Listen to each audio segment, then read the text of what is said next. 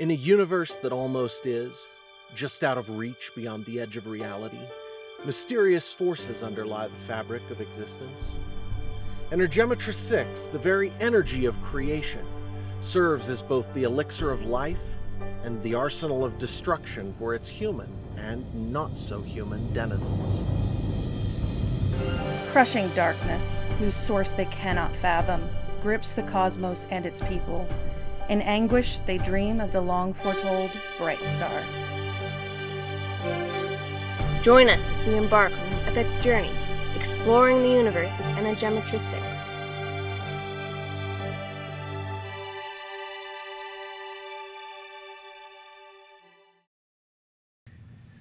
And welcome, everybody. This is episode 30 of the Energematrice6 podcast, and we are live everywhere that it's cooperating, and that's good. Welcome, Mel. Welcome, Luke. Oldest, second, and third. We've got most of our cast here today, and we are reading The Vale of Mysteries, Chapter 7. Before we get to that, I'm going to hit the V for VAD, but I'm also going to be in Utah this week and in South Dakota both at homeschool conferences. So Utah this weekend and South Dakota next weekend.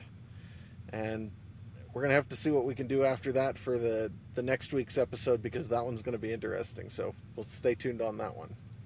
Anyway, hang on just a second. We will get going here.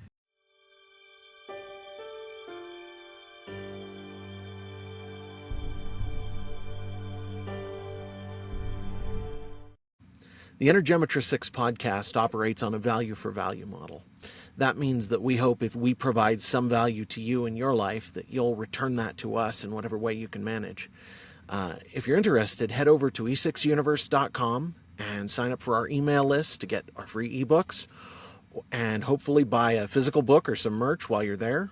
Or if all you can manage right now is to leave us a good review somewhere, 5 stars or some kind of positive rating, that's more than appreciated.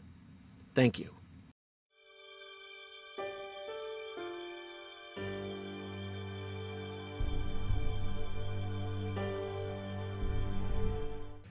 This is The Vale of Mysteries, Chapter 7.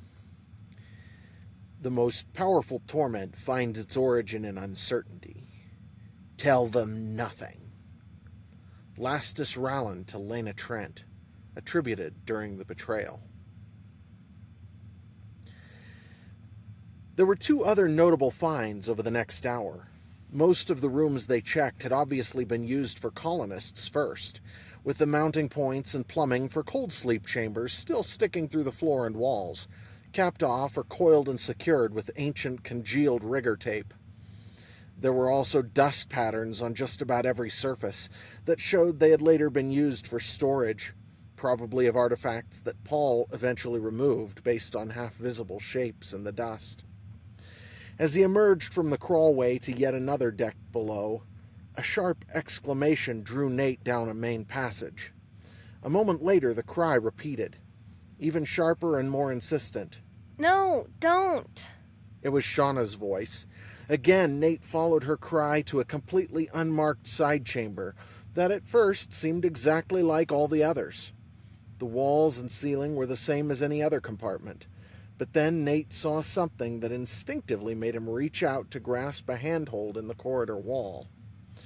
In the center of the room, a column of something shiny jutted out of the floor. It wasn't metal, some kind of glass or crystal, perhaps? Atop it sat a gem that was roughly the size of Nate's head. It was so dark that it drank in all the light that surrounded it, looking more like a hole in reality than a crystal. Nate could see its facets only on one side, where the light reflected faintly from the sheer surface. The more immediate concern was Kevin, who stood transfixed before it, his hand outstretched. Nate had arrived just in time, or he might not have believed what he saw. Wisps of darkness reached out from that pitch-black void to meet Kevin's fingertips, as if drawing him in to touch it. He might have been sleepwalking, his motions slow and clumsy, as he shuffled toward the strange object. Then he did touch it, When his skin contacted the gem, his body went completely rigid. His head swiveled slowly, menacingly toward Shauna, who stood just out of Nate's view from the corridor, inside the edge of the doorway. The voice that issued from Kevyn's lips was far too deep for his small frame. So long in the dark. Shauna was silent, as if whatever she saw in Kevyn's eyes had rendered her speechless.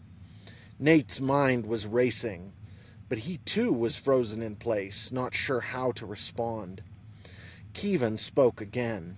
I am Jazoriel. Then, after a moment, How did you come to my prison, human? Shauna let out a strangled gasp, but still didn't speak. With barely a pause, Jazoriel spoke again, its tone unmistakably impatient. Humans, were it possible, I had forgotten how stupid and weak you are. Though the Maker's fiends locked us away so long ago, still I should have remembered.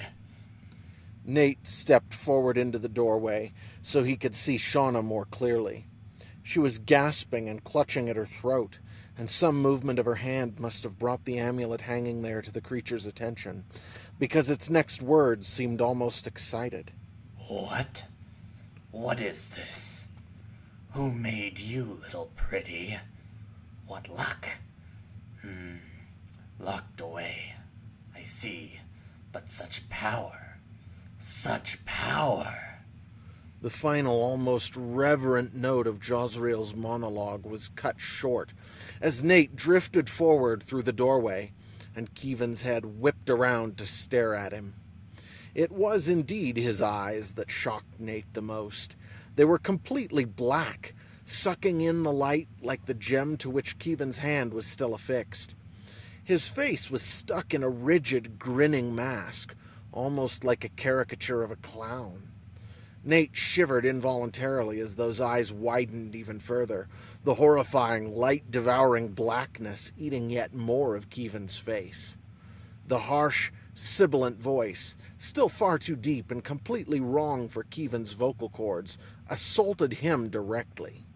Who are you? What are you? The huge black eyes narrowed, which felt somehow even worse than before, as if all the malevolent attention in the universe was focused through their slitted aperture. You? The one? I should have guessed. It paused, thinking, then howled. But how can this be? Do they know? Did they foresee? He stared for another long, frozen moment and let out a shriek so unearthly that Nate and Shauna both gave a violent start. The Wham tricked me. From the very beginning it knew. Even before I was cursed to sightless imprisonment in this mortal hell. For this, my children, my race will die. This cannot stand. It must not stand. With that, Kevyn moved so quickly Nate barely registered what he was doing. He certainly didn't have time to react before Kevyn had lifted the enormous, faceted gem and hurled it straight at Nate's head. Instinctively, in the nick of time, Nate reached up to slap the huge gem out of the air, but was barely fast enough. There was a brilliant flash when his hand contacted it, leaving spots dancing in his vision, and somehow the flash reached beyond the spectrum of visible light. Nate's awareness of Energematrice 6 was pierced with the same bright hole as his vision. The black gem, meanwhile, clanged off the metal bulkhead to his right and floated off into the middle of the room. Kevyn dove for the object with a cry, but Shauna saw what he was doing and pushed off to intercept. She slammed into him, and the two hit the bulkhead in a tangle of arms and legs as Nate's vision began to clear. Kevyn squawked. "Come on, Shauna. We got to take it with us. It's calling to me. I'm telling you." He tried to disentangle himself, his eyes still fixed on the gem floating across the room behind Shauna. "Kevin!" Nate barked. "What in the void is the matter with you?" Nate, help! Shauna's tone was fearful, and she clung desperately to Kevin's arm. Nate pushed off toward the gem where it floated across the room. As he traveled, he turned slowly toward Kevin, rotating his body. When he spun past, something in the surface of the gem caught his eye and seemed to stare back at him, leering. There was no time to wonder over it, though. "Kevin, snap out of it!" Nate's tone was commanding, but Kevin continued to babble. "We've got to take it with us! Can't you see? It's..." Kevin cut off as Nate came between him and the gem. "I think not," Nate said. "In fact, Kevin, go see what else you can find. Now!" Kevin frowned and started to open his mouth again, but then he really saw the look on Nate's face, and finally awareness penetrated his near mania. He blinked in surprise, then frowned uncertainly and shook his head as if to clear it. I guess. Yeah, okay." He turned reluctantly away and pushed off toward the hatch where they'd come in, rubbing his palm. Shauna turned to stare at the gem as Nate touched down on the wall and rebounded back toward the door, his own wary gaze now fixed on the gem as it floated in the back corner of the room. She asked in a quiet voice, What is it? Nate's expression was bleak. "I'm not precisely sure, but I don't think it's something I want any of us touching ever again." Kevin didn't wait for them outside the hatch, instead swinging into another room down the corridor. Once he and Shauna were both outside, Nate closed the hatch himself and locked it, keying a code into the electronic lock. Shauna looked at Nate, frowning. Was that one of them caught in that gem? Nate stared back at her, frowning in thought, then shrugged. "Or something worse. I wish I knew. Or maybe I don't." He shook his head. "No safer place for it than here, and I'm not taking it with us." One final find from Laura distracted them. She came from another room, yet another level down, holding what at first looked like a fist-sized cylinder. When she handed it to Nate, however, it became obvious that it was a set of discs, bound together by an unseen force. When Nate examined the object with Energematrice 6, he couldn't tell whether it was intended to use the fields directly or simply drew on them to retain its integrity. There was Energematrice 6 flowing through it, but the configuration was strange, and it didn't respond to Nate's prodding. Nate shrugged and agreed that it too should be taken along. The room in which Laura had found the discs was another puzzle. It was a storage room, but none of the other objects inside were directly linked to Energematrice 6 in any unusual fashion. They were just ordinary gems or simple machines, like a microscope and a bank of decrepit computers. A cursory examination of the rest of the ship yielded nothing of note. They were all getting tired, but John and Rachel were still in their father's old cabin. When Nate went to check on them, he found them just sitting, staring at a metal ring that hung in the air between them. It was a plain band with no inscription or markings, but tears spilled from Rachel's eyes and hovered in tiny droplets around her face. John looked heartsick. Rachel saw Nate and let out a choked sob. "It's his wedding ring. He left it for us. He's gone." She broke down again, crying quietly. John grimaced, then said, without looking at Nate, "He loved Mom so much. He never let her go. Even though she died when we were too young to remember, he talked about her all the time like she was still there." Nate closed the hatch behind him and floated there, looking at the ring thoughtfully. After a long moment, John continued.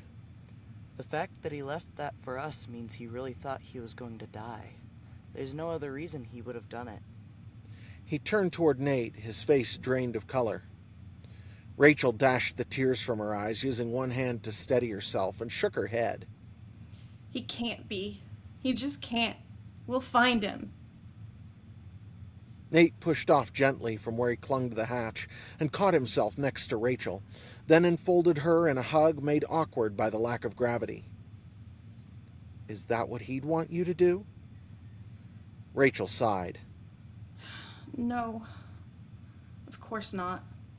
He told us not to, but we can't give up on him. Nate bit his lip, but he shook his head.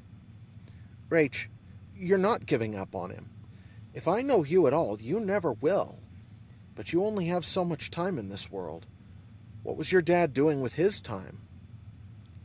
Rachel raised one hand in denial, but then she looked Nate right in the eyes, and he could feel her heart breaking as she answered. He was fighting against the evil Lastus released into the world. His whole life, that's all he did. Fight to save people from it and fight it himself. But there was never anybody to look after him. Nate nodded, frowning. So, what did he want you to do? Rachel shook her head, obviously resisting what she said even as she said it. He always said, there are only two paths in life. We can fight against evil or fight for it, whether by action or inaction. She stopped for a moment, then looked at Nate through tear-fogged eyes. He said those were the only two choices we have. Nate nodded again, grimly. He was right, and so are you. Someone should take care of him. Nate paused, giving Rachel another squeeze, then reaching over to lay a hand on John's arm. Be sure what you choose to do doesn't waste the time you have. Rachel finally hugged Nate back, fiercely. When she stopped, Nate released her, allowing himself to drift toward the ceiling as she turned to regard her father's ring again, her face finally relaxing. Nate pushed off of the ceiling to flip himself around and move toward the door. Behind him, Rachel said quietly, He wanted us to help you when you arrived, and we will. He turned his head as he reached the door and nodded to her with a grave, quiet smile. We have so much to do. You can't even imagine.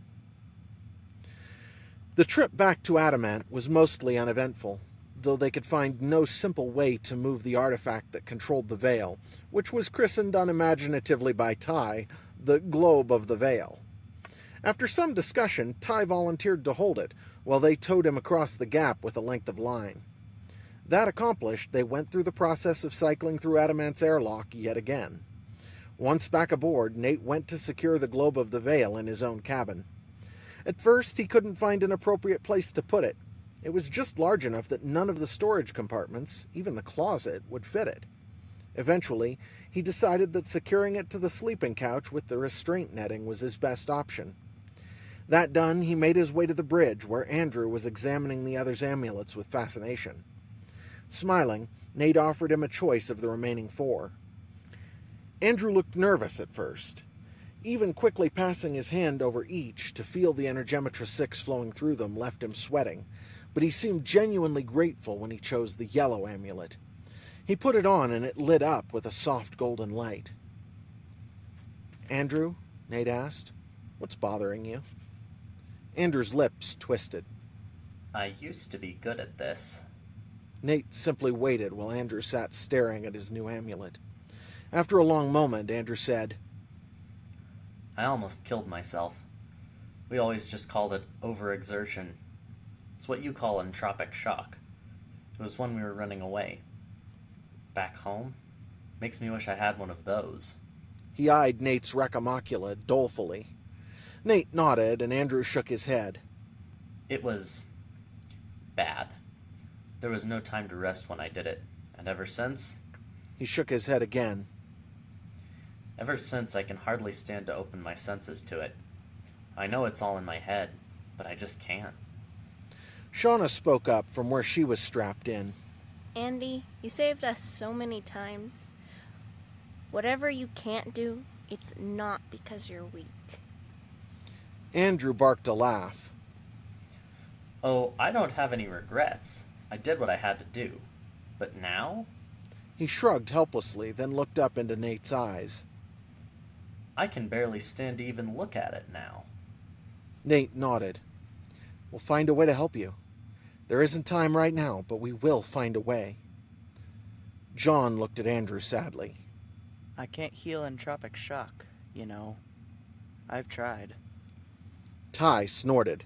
You and everybody else. He smiled sympathetically at Andrew. Just be glad you didn't hurt yourself physically. The physical part is even harder to heal than the mental part. Professors could help people whose minds were stuck, like yours. As they all secured themselves for travel, Rachel stared through the great window at Hope 1 from 2 seats to Nate's left. I almost wish I could stay. Next to her, John asked gently. And do what, Rach? She shook her head mutely as Laura laid a hand on her arm from the other side. Laura's eyes were more than a bit haunted as she turned to Rachel. I know how you feel. She squeezed Rachel's hand. John, too, squeezed her hand, and Rachel turned her head to give him a crooked grin. At least we're not trapped in a crystal anymore. Speaking of which, Nate was frowning. We had a little incident aboard Hope. He relayed to them all what had happened with Kevin and Shauna and the Black Gem. When he'd finished, Kevin was staring at him as if he'd never seen him before. I don't remember any of that. Kevin shook his head absent-mindedly, rubbing his hand. I swear, I would never. He looked troubled and shook his head again, almost reflexively. Nate nodded grimly. It was messing with your mind. If you'd seen what we saw, well, he shrugged. Shauna looked scared, presumably at even the memory of what had happened. I'd never. Kevin seemed almost desperate now, and Jesse reached over to lay a hand on his shoulder. It's all right, Radink.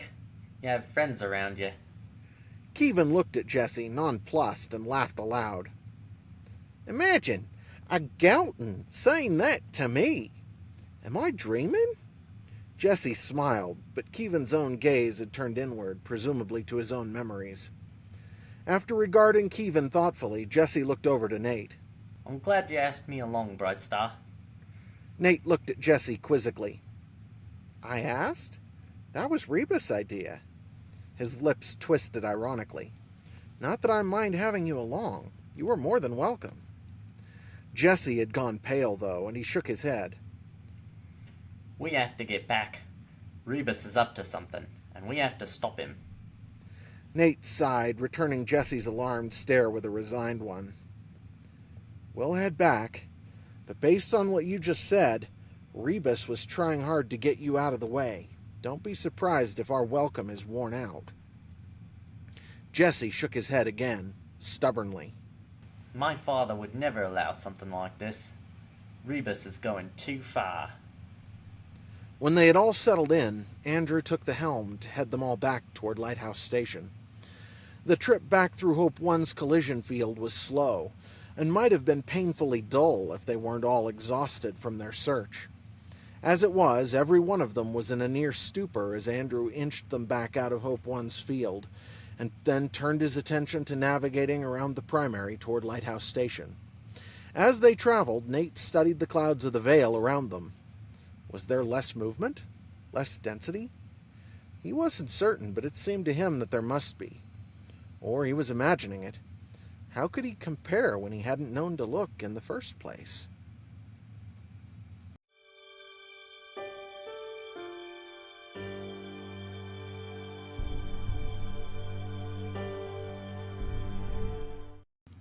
The Energematrice 6 podcast is made possible by North Arrow Coffee. North Arrow Coffee is the pro-life coffee company where 15% of every purchase goes to support organizations like Crisis Pregnancy Centers, whose purpose is to support women in the most difficult situation of their lives. If you're interested, head over to northarrowcoffee.co and use promo code E6 to get 10% off with your order.